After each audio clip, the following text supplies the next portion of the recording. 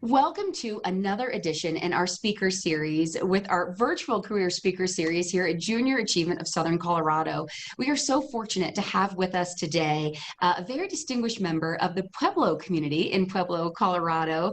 Jeff Chostner is the district attorney with the 10th Judicial District, as well as a retired colonel with the United States Air Force, has a fascinating career journey that he would love to fill us in on. And for any of you students who might be interested in law or military law, this would be a great session for you to check out and be sure you're paying attention to. Jeff, good morning. We are thrilled you're with us this morning. We can't wait to hear your story and learn more about how you got to where you are right now in your professional journey. Tell us a little bit about your background and what's taken you to the role where you are right now, and start from the very beginning if you can. Sure. Thanks, Angie. It's great to be with you folks today. I think you folks with Junior Achievement do a great job. I've participated in a number of events down here in Pueblo, and I think you do a terrific job. And so when you asked, it was easy to say yes, because I know what influence you folks have. With regard to myself, you say go back to the beginning. My family are native Coloradoans. My family came to Pueblo County in the 1870s, had a Union cavalry officer come out to Pueblo County, Colorado in 1875, and the family's been here ever since. I grew up here in Pueblo, went through the local schools. I'm a graduate of Pueblo East High School, graduating in 1969. And then I went to the University of Colorado Boulder, where I received my undergraduate degree. In those days, the Vietnam War was still in full swing, and the military draft was in effect. And I had a lottery number of 32. And I knew I was going to go into the military one way or the other. And so I decided to go into ROTC. So I went into the Air Force ROTC program at CU Boulder. And after I graduated from that, I knew I was going to go on active duty to fulfill my 4-year commitment to the Air Force. But in my senior year, I went back to the commandant of the ROTC detachment and told him I was interested in law school. And was there any kind of accommodation that could be made so that I could attend law school? And they were willing to do that. But they had to change the terms of my contract from a 4-year one to a 6-year contract. They said, we'll let you go back to law school, but instead of 4 years, you owe us 6. I said, that's fine, willing to do that. They also gave me leave time to do that. So I went back to law school. They had to assign me to a law school where there was an Air Force ROTC detachment. They gave me 3 or 4 schools to choose from. I chose the University of Mississippi in Oxford, Mississippi. And so I enrolled in the ROTC detachment down there. Upon graduation in 1980, I went on active duty in the Air Force JAG department. I thought I was going to do my 6 years for God and country and get out, but I enjoyed it so much, both the practice of law, being a military officer, and being transferred to different locations around the country and around the world, that I stayed. And instead of the 6 years, I ended up staying essentially 22 years on active duty. I retired in 2001, came back to my hometown of Pueblo, Colorado. Went into a private law firm, one of the oldest ones here in Pueblo, had a bit of history attached to that firm, but I've always had a political itch ever since my junior high and high school days. And so in 2003, I ran for Pueblo City Council.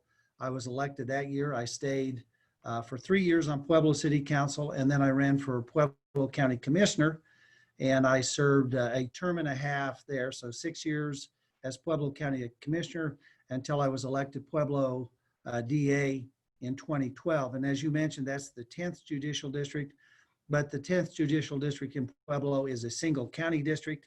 So Pueblo County is the same as the 10th Judicial District. I've been in that office since 2012. I was reelected in 2016. I'm currently running again now, but I have had neither Democrat opposition in a primary nor Republican opposition in the fall. So all things being the same, I should be reelected again this November for another 4-year term. So that's kind of a thumbnail sketch of me and where I come from and where I've been. Yeah. I mean, was your family one of the first families in Pueblo? I mean, if we look that far back? No, I wouldn't necessarily say that. Pueblo goes back to 1854, so say 20 years before my relatives showed up. You had indigenous people here. You still had the native Mexican population at that time that was here.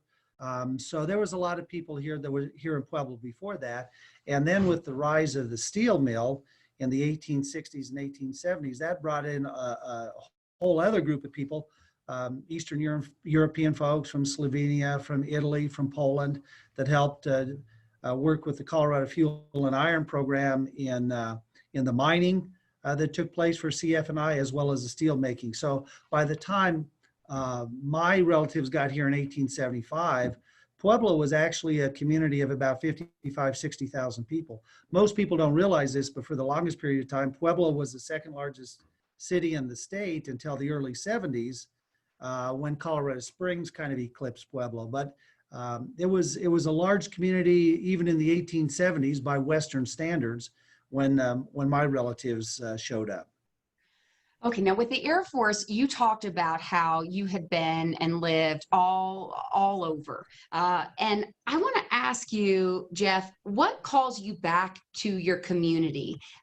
We've talked about this a little bit in Pueblo, and we've talked about this in other communities as well. What called you back here to say, I want to come back home to Pueblo. I want to serve here. I want to run for office here. I want to be a part of the political landscape and public service. Tell us a little bit about that call to action. That's an interesting question, and it really is kind of central and core to what I do. Having been in the military roughly for 25 years, 22 on active duty, but if you include the 3 years in ROTC, I was committed to the United States military for 25 years, for a quarter of a century. During that time, we lived in the four corners of the United States, from Florida to Washington State, from Arizona to Maine. We lived in England for 5 years, and then in my last few years in the military, I was in and out of the Middle East. My last year, I was the senior military advisor to the Gulf state regions of the Middle East. And so when it came time to get out and move on with another chapter in my life, my wife and I looked at different places we wanted to go. We knew we wanted to come back to Colorado. We looked at different places in Colorado, but essentially I came back to Pueblo because I thought it was the best fix for all the things we wanted. Had a good economy, had great weather, good people, very friendly community, and I had the family history here. So I kind of wanted to reestablish my ties with my hometown. And then I wanted my kids, and I didn't have grandchildren at that time, but I do now. I wanted to have them to have that Colorado Pueblo County link. And so I often say there's a huge magnet under Pueblo that brings people back, and it certainly affected me. And now, so I'm a fifth generation Coloradoan. My daughters are sixth generation Coloradoans, and now I have grandkids that are seventh generation Coloradoans. And I think that's a heritage, not only that I wanted to pass on, but I think it's important for people today to feel close to a place, to feel like this is the piece of turf that God has given you to learn and grow on, and that you can always call home. They may end up anywhere in the world like we did, but there needs to be some place back in the recesses of their mind that they can call home and know that there's always a touchstone that they can go back to. That certainly applied to me. Close to a place, being close to a place. I love how you say that. And in that line, let's talk about the call for public service. So when you have had your career, and I do want to go back to the beginning of your career as well, I'm always fascinated by those who are willing to put themselves on the line as public servants. You open yourself up to the criticism. You open yourself up to taking on the responsibilities of a community that others may not be willing to take on. Certainly with your roles in the city, helping helping to build, develop, and bring Pueblo to where it is today has been a big piece of the last, I would say, at least decade of your life, if not more.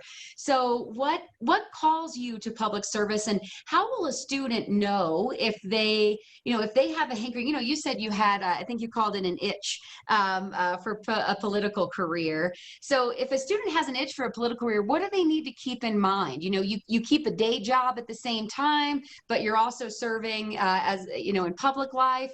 What tips or advice would you give students who are interested in serving their community and running for office, especially as you look right now, activism, and the idea for a student to say, I'd like to give back to my community because I could be a leader here after they graduate from school, what advice would you have for students? Well, going back to the beginning part of your question, with regard to public service, a couple of things come to mind for me. First of all, when I was in the military, I always thought, you were a true public servant. I always equated it to the priesthood or to being a pastor, being in the ministry of sorts, because you're not going to be rewarded financially as well as others. You can always make more money in civilian life than you can in military, but there was always a sense that I was giving something back to my country. And the United States has been very good to my family over the generations. And I thought I needed to give back to my community and back to my country. So to me, I've always enjoyed public service and giving to others. There's a great quote that President Kennedy made that has always come back to me. He was asked after he had been in office for about a year whether he was happy being president. That's kind of an awkward question. Are you happy being president?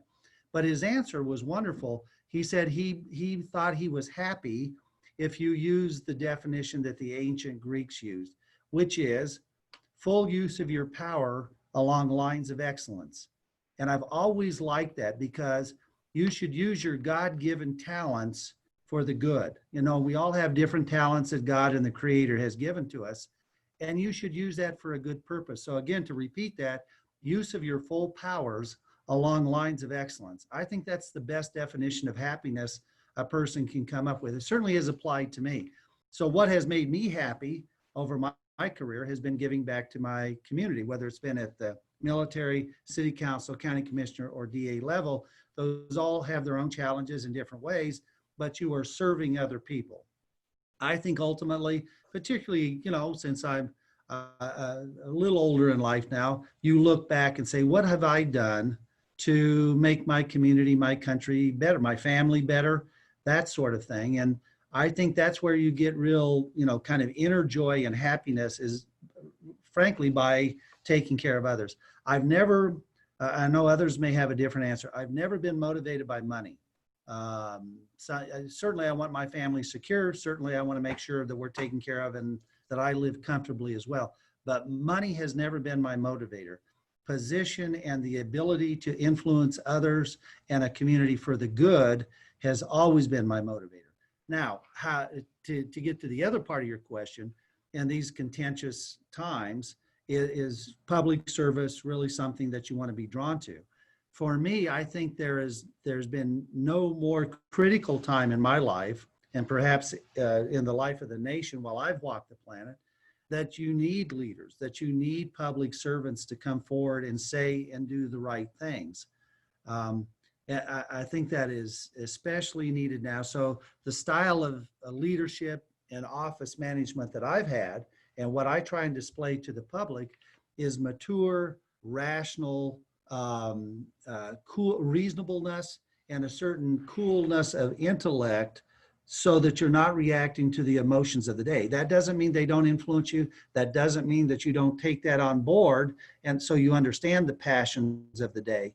But you should encourage public discussion, civility, and ability to talk to people who have different opinions from you and come to a decision that all can understand, even if they don't agree with, rather than being reactive, raising the voice, raising the emotions, which you see too much in the public forum today. I think we need more leaders and statesmen than we do emotional activism. And that's what I've tried to give to my community while I'm here, is in these contentious times, know that they'll get a reasonable, rational, cool-minded decision out of my office rather than something that goes with the winds of the day. Well, that is certainly something to be heralded in not just in these times, I would think at all times as well. And I think that reasonableness or working with reason must also speak to your career in law as well. So when students are considering, I will tell you, I wanted to be an attorney. I was going to go. I saw the movie Legal Eagles when I was a kid, and I wanted to be an attorney. If you remember that one with Deborah I do. Winger. Robert Yeah, Redford, right? that's Yeah, right. yeah, That's yeah. right. And I wanted to be an attorney.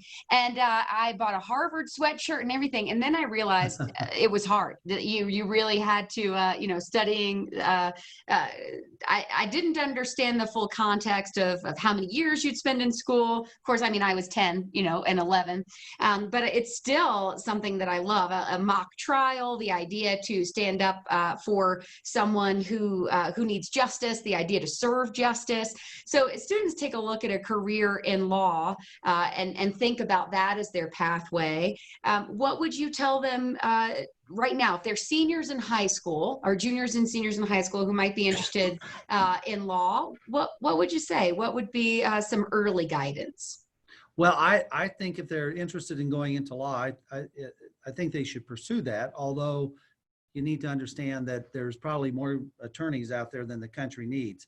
But in any profession, if you're good at what you do and have a passion for it, you will rise to the surface. I don't care how crowded the field is.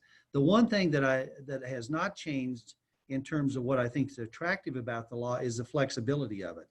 And it doesn't matter whether you're interested in banking and finance, property and real estate, estates, wills and estates, commercial law, criminal law, governmental law, environmental law, labor law. You can just keep going on down the list. Whatever you have an interest in, the law has affected that particular discipline.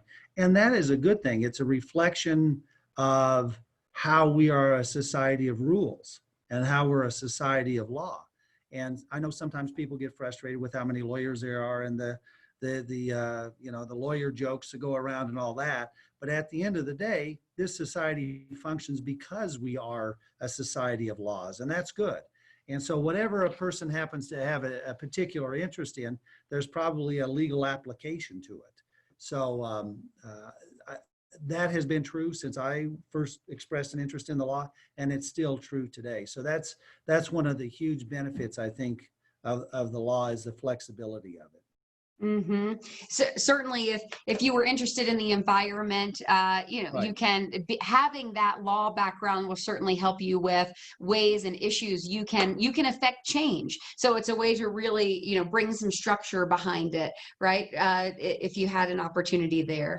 Right. One of the areas I was always interested in was water law, and of course, here in Colorado, being a semi-arid environment, water is more valuable than land or gold in some ways. And so while I have never practiced in water rights specifically in my governmental positions on city council and as a county commissioner, and even in a small way as district attorney, believe it or not, I've had the opportunity to be involved in water issues throughout Pueblo County, and they've been absolutely fascinating. So I guess that's another itch I've scratched over the course of my life is practicing a little bit of water rights as well.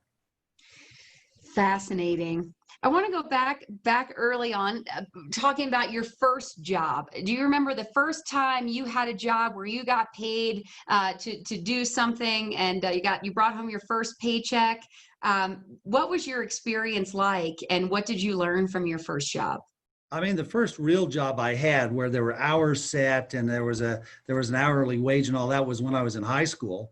And I worked as a carryout at one of the local grocery stores here in Pueblo, and I made $1.35 an hour, which was the national minimum wage at that time. But I thought I was making $1.35. $1.35 in 1967, and I thought I was making good money. That was more than just what I get doled out for cutting grass or gardening or something like that before. This was an actual job, you had to dress a certain way and you had to answer to a supervisor and you had set hours and there were certain expectations as to how you conducted yourself. So yeah, I worked at a local grocery store here, bagging, mopping, sweeping up whatever they needed me to do. Um, the good thing about it is I played sports at my local high school, and so they were accommodating to me and a couple of the other carryouts on Friday and Saturday nights when we had sporting activities to go to. They would accommodate us. We could make up the hours on Sunday or other times during the week. So that was my first real job, was at a grocery store bagging groceries. And what'd you learn from that experience that remains with you today, either positive or negative? It really was a positive experience. What I learned was, discipline and showing up to work on time. They did have dress standards. You had to wear certain things to be there. There was an expectation on doing the job right. There was an expectation that you continued to work throughout your shift, that other than designated breaks, if you didn't have something to do, you needed to find something to do to make the operation look better and operate better. So it kind of took me outside of myself and what I thought was doing, whether I was doing good or not. I had to answer to somebody else who thought I was doing good or not. So it was positive, and I did it for a couple of years until I graduated high school. And, I thought it was overall a good experience. And, the other good thing is I actually got a paycheck every week. And, at that time in life, if you're driving a car, you need a gas money, or you needed money to go out on a date or go to a movie or whatever. So the job provided that too. So it was a good quid pro quo. Jeff, when you talk about times in your life when an opportunity came up for you, let's say you were in a role and you wanted to, the opportunity came for you to move up or advance. What were the things that you did in your life that helped you to stand out? For someone to notice you and say, we would love for you to apply for this position. We recognize skills and talents in you, and we'd love to see you try this out. And it may have to do with the election too, and helping the community believe in you. How does a student stand out, at their first job or their second job or the first job after they graduate from college in a professional environment? Have you had times in your life when you have been a difference maker at an organization to the point where you were called on to do more? Well, I think in terms of standing out, there's a couple of things, and this is probably just pretty basic stuff, but I think it's your personality and how you conduct yourself, first of all. I think a certain dose of humility is always good. I also think you need to toot your horn to some extent, but you need to modulate that so it doesn't look too egotistical. I think you do need to have a certain amount of humility and competency. And I think some of it is appearance as well. And I know there's a lesser value placed on that perhaps today than in the past. But I think, I used to read an old book called Dress for Success. I still look for that. And I think as you respond to the leaders and supervisors up the chain, they want to know, can you talk? Can you interact with people? Can you do it respectfully? And how do you look? How do you appear? Because whether you like it or not, you not only represent yourself, you represent that organization. And so, it's personal deportment. Some of that comes from the home, how you've been taught by relatives over the years. Sometimes it's taught by the organization, whether they put you in a military uniform or not. Believe me, you're in a uniform. I'm in a uniform today. It may not be sky blue like I used to in the Air Force, but believe you me, I'm still in a uniform, in coat and tie and whatnot. I think as a public leader, there's an expectation by the public that I serve that I represent them in a dignified manner. So I think how you conduct yourself personally and how you appear is very important. I tell this to my lawyers here in the office too, because I have a dress code, I have a dress standard that I expect in my office.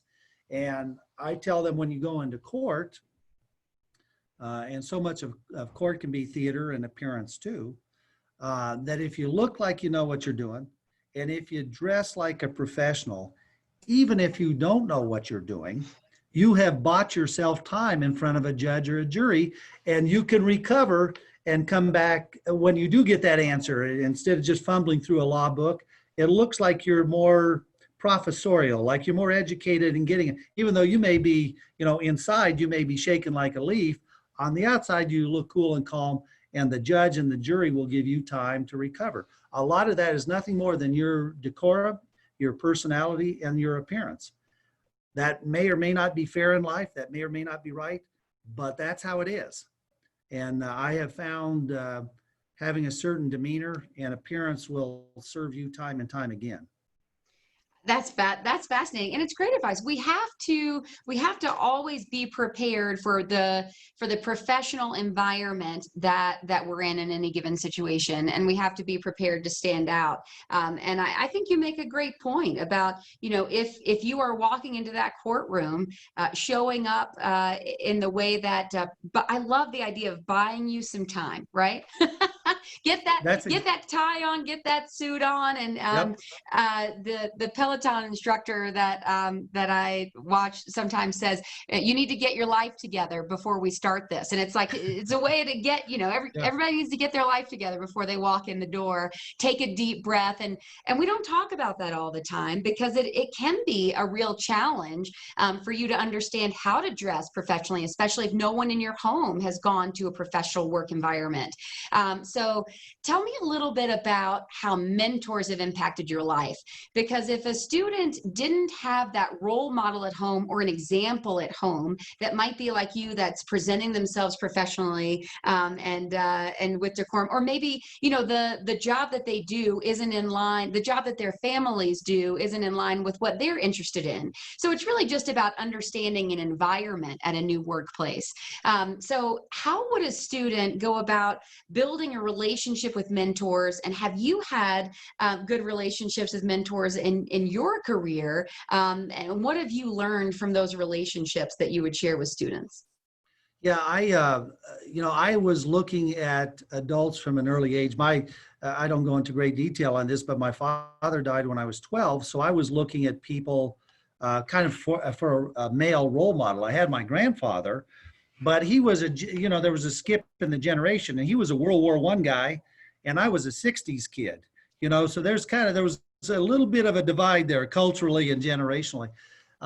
So I looked for other people in junior high and high school that I admired, the way they conducted themselves. Not so much at university, but when I got into the military, there were certainly people that I watched their style of leadership and leadership under pressure. And believe it or not, you never stop learning that. You may think you mentor at a certain age and you've got it on ice and know what's going on at a certain time, but I continue to learn, and I still continue to learn from other people. I had several general officers that I learned from and watched them under significant pressure and how they handled things. And as I went up the chain, I worked with other services, with Marines, Army, and Navy folks, and I was able to observe from them. And I think a lot of it was rational decision making and keeping cool under pressure. And I can tell you that in combat situations, I was around combat operations, particularly my last couple of years, and watching how generals made decisions when they had to make quick decisions, but they made good, commonsensical decisions that people could understand. So I've watched people throughout my life and kind of picked and choose from different people, if that's the right word, and kind of applied their different examples to me. The other thing too, and I think this is important, is you can also learn what you don't want to be like, who you don't want to be like when you see people above you and you say, I understand that leadership style, but that doesn't fit me, and I would never do that if I'm ever put in a position of responsibility. So you can learn both ways. I never fell under anybody's wing as such. I kind of got an independent streak in me, so I would borrow what I saw, but I never followed in somebody's wake so that I imitated that behavior totally. But I certainly took bits and pieces, and I still do to this day when I see other leaderships in the legislature or within the city or other district attorneys. I still will say, oh, that's a good idea. I'm going to try this or try that. And so I would look to people that you admire and respect and take those aspects of their personality and style that fit you, because ultimately you have to be you. I think that's a really important point. So if you're not at a place where you are comfortable enough to pick up the phone and call somebody, which we do encourage when you're ready for that, but if Yeah. you're not ready for that, the quiet observance of others is what you're alluding to. The opportunity to observe from other leaders, and I really love how you say you can observe those positive traits that you say, okay, when I'm in a position of power, this is something that I'd like to take with me, and those negative traits. Okay, that does not fit my leadership style and is not who I want to be when I grow up, if you will, or when I'm in a position of power. That is not how I'd like to carry myself. You can learn a lot from this quiet observance. I think that's a really good point you're making there. The other thing that I would say that you're talking kind of reminds me too, is I think I hope my leadership style is like this, is kind of patience, understanding, and a certain amount of compassion. Even when you disagree with somebody, generally speaking, I've refined this over the years. I'm generally speaking willing to take the blow from an employee or a colleague, take the first blow anyway, and assume that they're trying to do the right thing, assuming that they may not have meant what they said, or they may not have meant what they did, at least the first time. Now, maybe the second time I say enough's enough, but at least the first time I'm willing to give the other person the benefit of the doubt. And if I'm right, that it was just misspoken, it was just misunderstood, then you haven't breached a relationship. On the other hand, if it was intended to be nasty, ugly, and hurtful, then they have done it to themselves. I didn't do it. There's an old adage in the law, and I use this frequently in my management style, but it says basically that never murder somebody who's in the position of committing suicide. And whether that's professionally or personally or emotionally, let them do what they need to do. Hopefully they've done the right thing, but if not, your fingerprints aren't on them destroying themselves. They were doing it to themselves initially. I do that with management style here all the time. That may sound a bit harsh, but I think it's effective. Well, yeah, I mean, I think it's important to look at all the different styles and the ways that you can lead, because it does get competitive in a professional environment. So certainly understanding how you can make sure that I love the idea. I hear it from you, assume good intentions. So Yeah. initially you will assume those good intentions. Yeah, I do. I believe in the basic good nature of people, even though I'm dealing with criminal law. I do believe in second chances, and I do believe that people are basically good. Just as a practical aspect of this too, Angie, is in our technological age with emails and Instagrams and all the other stuff, never assume when you get an email that you are reading that email in the voice with which it was sent. Because there are people who are so reactive, and they'll read something and they think it's too harsh or it's too hard or it was sent in a hostile voice. And then when you talk to somebody, or if you reread it, say, oh no, that's not what they meant. I completely misread that. I assumed that they were being overly aggressive when they really weren't. So I have found time and time again, do not assume the voice of the sender. And in terms of interoffice relations and interpersonal relations, you'll find yourself much better off if you assume good intentions and good words than the opposite. Oh, that is such good advice. All of us in a professional environment, one of the keys is communication. And right now, certainly we want to stress the importance of being able to have face-to-face interaction, to be able to pick up the phone, to make those phone calls, to get outside of your texts and your emails. But as we know, email is a huge part of our work every day. Being able to effectively craft communication and an email in a way that isn't going to that's going to come across the right way to the receiver as well, and being able to receive, you're bringing up a really important point just about the business of communication in today's professional world. Well, and once you hit send, that email or text or whatever is out there, and you can never recall it. I don't care what device that says you can recall it. You can never recall it. It's out there. And this applies to me too. There's been many times I've written an email, sometimes in anger or frustration, whatever. And I was taught in the Air Force, and I use it in civilian life.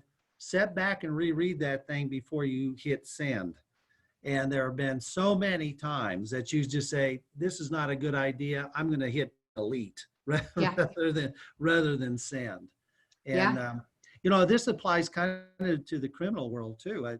I say this frequently, that thank God there was no computers around when I was growing up, because, I had the same kind of childhood mischief and juvenile mischief that people do today. The difference is there's no real record except maybe on some 5x7 card that's back in the bowels of the police department somewhere. Today, you have a 13, 14, or 15-year-old get into the same kind of mischief that I did. It's on a computer and it never goes away.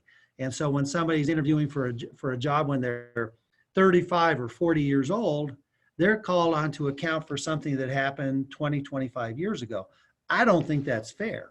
I don't think it allows people to grow up. So while I'm kind of a tight-fisted prosecutor on repeat criminals or very serious crime, I'm pretty liberal and open-handed when it comes to kids, because I think kids need to have the opportunity to grow up, and sometimes they fall down and skin their knees these days. They get in trouble 2 or 3 times and we got a different situation. But if you got somebody who's just made a youthful indiscretion, I think the so-called system should take that into account.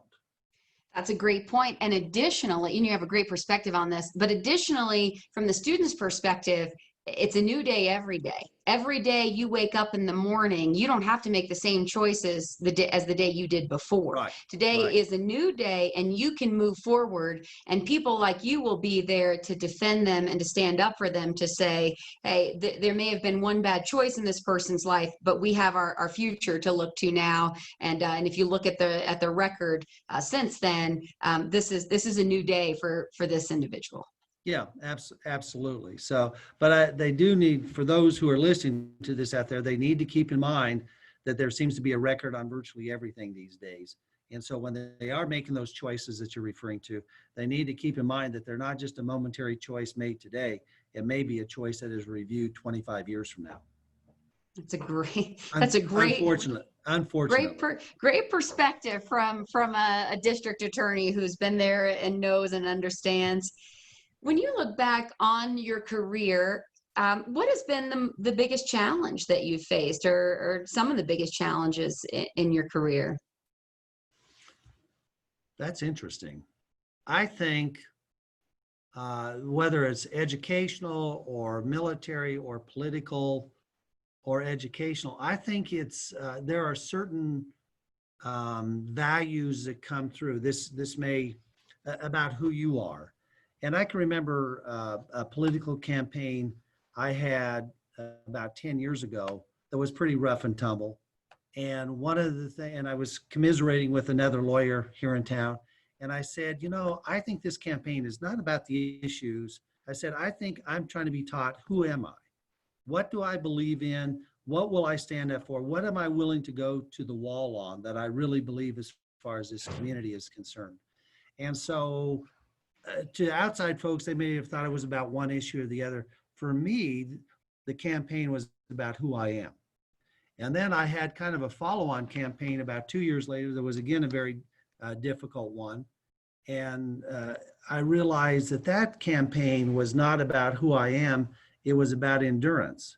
Did I have the ability to be the last man standing? Was I willing to walk the mile, take whatever hits were there? Did I have the energy, the durability, the resiliency to last that campaign? So those are different kind of issues maybe than what you were talking about, but I think there are times in people's lives where you have to be self-reflective and see who you are, what you're about, and what you can do. And so at least over the course of the last 10, 12 years, those have been lessons that have come to me in defining who I am. Getting back to kind of what we said earlier, this is a life's journey, and it's who you are and how you do things. To some extent, the jobs that you're in are kind of ephemeral. What you do, who you associate with are tangential. This is really a life's journey about who you are as a person.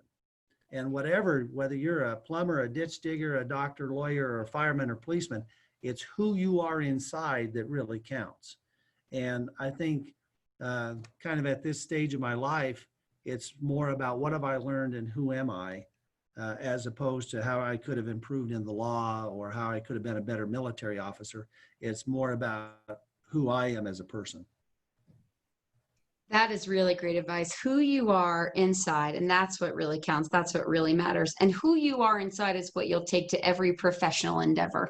And if you're taking your true and authentic self along with you, you can probably find that resiliency, right? You can probably find that ability to withstand because you're true to your values. Is You know, there an aspect of that too? yeah, there's just to follow up on that thought, I read somewhere, and I think this is true. If not, I hope it's true, that the word person is a Greek word that is derivative of the Greek word poem. And I've often thought the beauty of that, of thinking of our lives, our individual lives, as a poem. And each day that you go out, you're writing another stanza, another line in your life of poetry. And that, to think of yourself personally as a poem, I think kind of puts in context of how important each day is and what chorus you're going to write and what stanza you're going to write.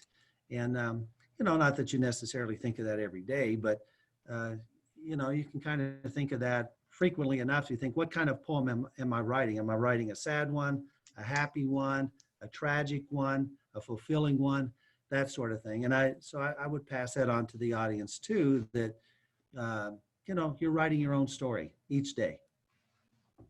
I think that is so inspiring for me personally, just to think about each day being a new stanza, a new line of poetry, and writing your own story every day. I've never thought of that before, and I've never heard of that. But I think that is beautiful advice for students, and I think it's beautiful closing advice too. To really, from you, Jeff, to students, what other insight might you have as we wrap this session up, and what are you hoping students will take away from your story, from your poem, and from the line that they've lived today?